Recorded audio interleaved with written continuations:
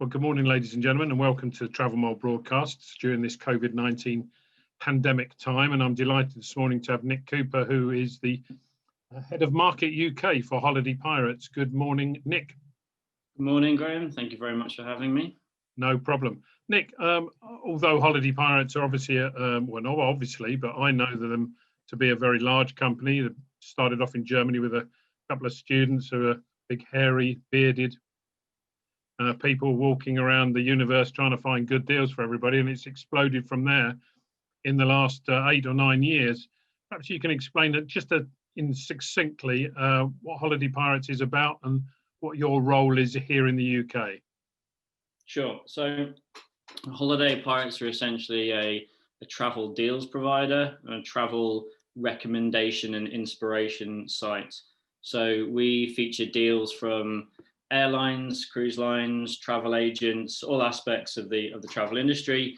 We find fantastic offers that those companies have got, and then we show them to our users via a variety of different means. That in itself as a business model probably isn't that new or anything like that, but I think the difference with Holiday Pirates is that we've achieved pretty much the entire growth of the company over the last 8 or 9 years, pretty much all via using social media. So the channels that we use primarily is Facebook. We are now globally, I think, over 10.5 million Facebook followers worldwide. We've invested quite heavily in Instagram as well, and exploring new channels with which to show people content and to inspire them in a slightly different way than maybe companies have done before. So that's what we're about, showing great deals via social media.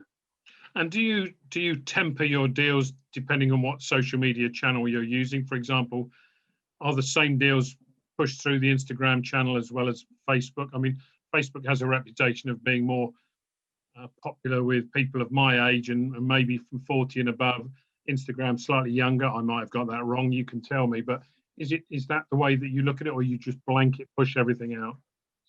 We don't blanket push everything out exactly the same in all the channels. We use them slightly differently. So Facebook's actually a little bit better for a call to action. I think you can describe a little bit more about what's going on in a Facebook deal, including a number of different images. And generally, we get a much sort of like quicker turnaround time in terms of response from Facebook. Instagram, to be honest, we're still kind of working out a little bit. That's got its own nuances. We're sort of finding that if you just post like a deal on Instagram in the normal feeds, the response can be sometimes variable because it's more of a channel where people just scroll down, they double tap if they like it, and then they move on. And what we're actually finding more success with on Instagram is the Instagram stories, whereby you can actually engage with the user a little bit more, get into the depths of the deal a little bit more. So an example of something we've done is show a picture of like a fantastic, pristine beach and then say, do you think that this beach is in Cornwall or do you think it's in the Dominican Republic? Click which one, and then get people to sort of engage with the brand and engage with the content that way. So they both have their different uses, to be honest. And do you say you're exploring other channels?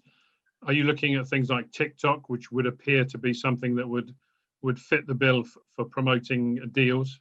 Yeah, definitely.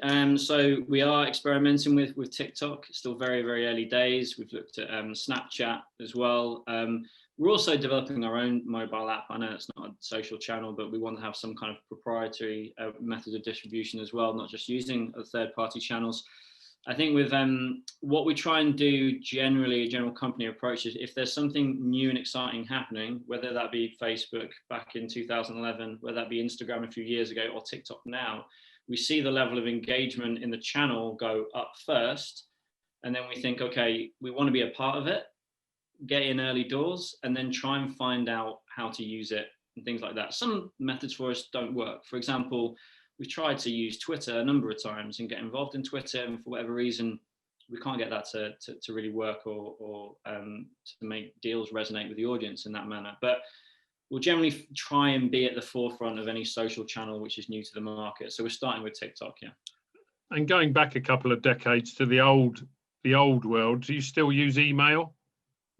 Yeah, we do use email, and emails Email's not dead. I mean, I used to work for TravelZoo for 9 years, so I know the power that the email can produce. Our thoughts on email is that it's a very useful medium, but if you look at the general direction of travel, not as in direction of travel, the travel industry, but in how people act nowadays and how people, operate, people are talking about, how many likes they've received, how many shares they've got, how many people have viewed their videos and things like that. um, we just feel that social offers us a much more immediate way to communicate with the audience, and that you can engage with people a lot more on social than you can perhaps on email. And we only see social media as a medium getting stronger and larger, more powerful. So that's where we focus our efforts. And what about Google Ads? Do you use that at all? No, we don't use too much Google Ads. No. Cool. You say you're a deals provider. Do you fulfill the deals, or do you just pass them on to one of your partners, a la TravelZoo? Yeah, we pass them on to our partners. Yeah, we pass on to. We don't take transactions ourselves.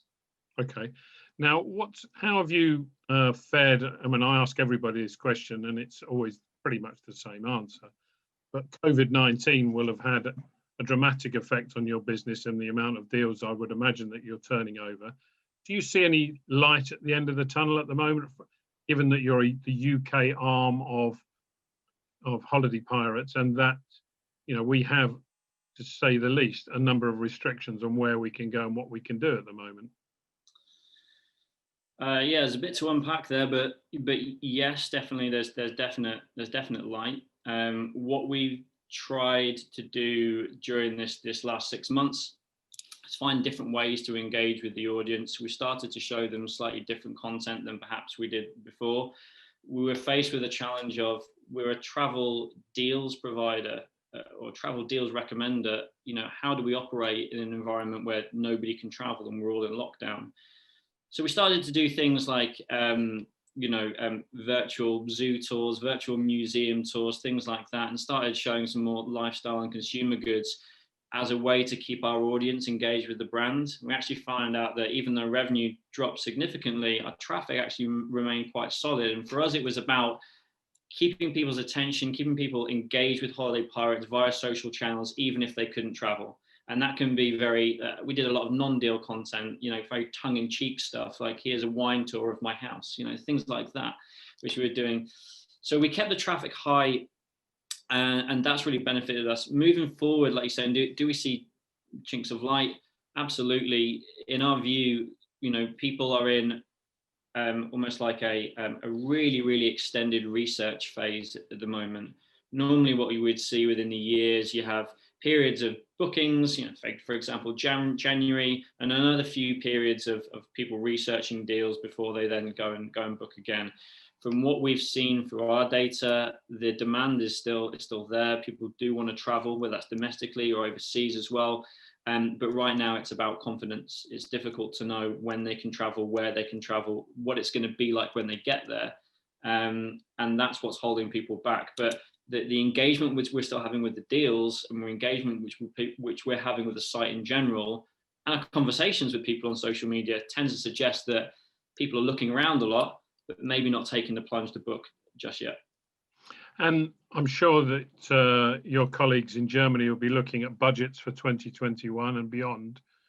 Do you forecast, let's assume there's some silver bullet vaccine that comes out towards the end of this year, it's effective for a UK market perspective to give people that confidence around about the March, April.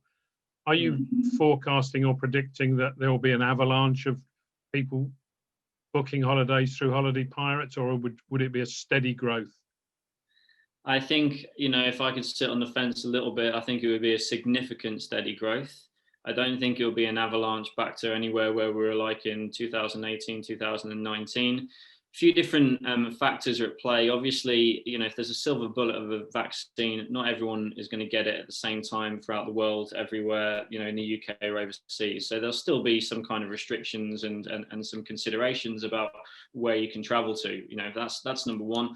Number two, people are going to be economically affected by this whole crisis. People will have lost their jobs and things like that. So they may not be able to go on holiday, perhaps to the places that they could before. They may decide to stay closer to home. We still think that staycations, which grew for us massively actually into 2019 and held us up a lot during the summer, will be a big part of next year. We think staycations will still be massively relevant. And even for those people who do have a vaccine perhaps and can travel and aren't economically affected and want to go abroad, our early indications are that they may stay closer to home and that they may decide to go to places like Greece, Italy, Spain, European countries, things like that, which I think is probably more consistent with people's behaviors. Even if there is a vaccine tomorrow, are people going to want to go and do, for example, a 17-night tour of, Vietnam and the Far East? I don't know right now, because it's just access to, healthcare, the distance from home. I think the short haul recovery will be quicker and staycations very quick. Long haul, especially for areas like I've just mentioned, may take a little bit longer. So in terms of your product base, in terms of the offers, are you really working now for half term, for winter breaks in the UK, staycation, Christmas, all of those types of things? Are your colleagues going out and phoning up hotels, phoning up caravan sites, Christ knows what else, to say, we're holiday pirates, we're the best in the business, have you got any deals for us? Well, the answer that I give you now will probably be different to the answer which I would have given you last week, to be honest. But we think that the last minute market is narrowing significantly now, and people are starting to go into a bit more of a hibernation period, it would seem. Bookings are still holding up relatively good actually for around April, May 2021. So that's where we're generally looking for to target. But obviously it depends upon the deals that we get in as well. We've got our own technology that helps us highlight, where there are likely to be fantastic offers. So if we do find, for example, excellent deals for over this winter, and then we'll show them to our audience, albeit with caveats, and let them know about restrictions and things like that. In terms of the UK, it's an interesting dilemma, because actually the UK capacity within the whole general market for staycations is relatively low compared to the demand. And that's what we found this summer. We went to pivot quite quickly to try and sell a lot of staycations, but we'd be calling up, like you say, caravan parks, glamping, camping, people like that, and then saying, well, we're massively booked out. We're booked out fully until October 2020, and now 50% full for 2021. So I think with the UK staycation market, in terms of deals, there's going to be an issue around capacity for next summer. Obviously, the short haul market won't have issues with capacity. It's just a question of how in control the virus is. But I would say that, yeah, we're mainly looking for that sort of late spring, early mid-spring 2021 at the moment. Have you looked, this is just a mere aside in many respects, but one of the aspects of COVID-19 has been the almost total shunning of the capital of London. Have you looked at, I know they're on tier 2 at the moment, but assuming that tier 2 will go away at some point in the not too distant future, have you looked at, capital breaks? Are they more easy to come by? City breaks in general are easier to come by, because there's just larger capacity of hotel rooms.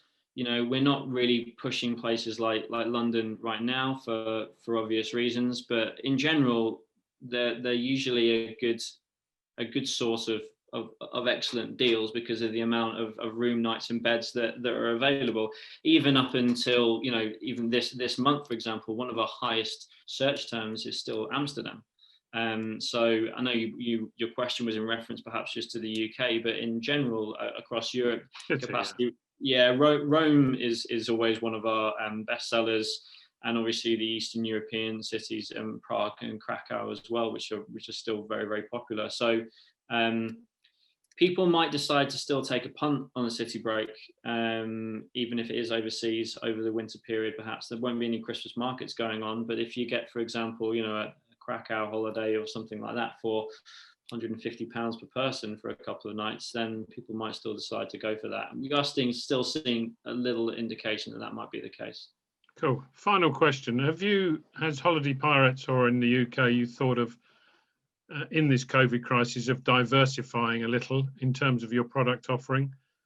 And I mean that because you've got so many followers. You've got 10.5 million followers on Facebook, 1 million on Instagram, etc., etc.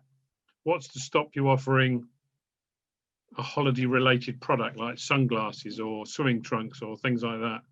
Yeah, nothing at all, to be honest. And it's something which we dabbled in during lockdown, and it's something which we are looking to do again. During lockdown, we featured deals from, for example, from Condé Nast Traveler for magazine subscriptions and children's educational aids, and beer subscriptions, wine subscriptions, gin subscriptions, a lot of booze actually in hindsight. And we'll look to do that again, especially in the build up to Christmas. I think one of the things, when we've learned many things for this crisis, but one of the things which we definitely learned is that we almost sort of had like a self-fulfilling prophecy attitude to our audience, in terms of, you know, we publish lots of Spain deals, therefore they book Spain deals, therefore Spain's popular, therefore we should send more Spain deals. And actually that wasn't the case. You know, when we started to show them different types of what we would call ancillary content, things like sunglasses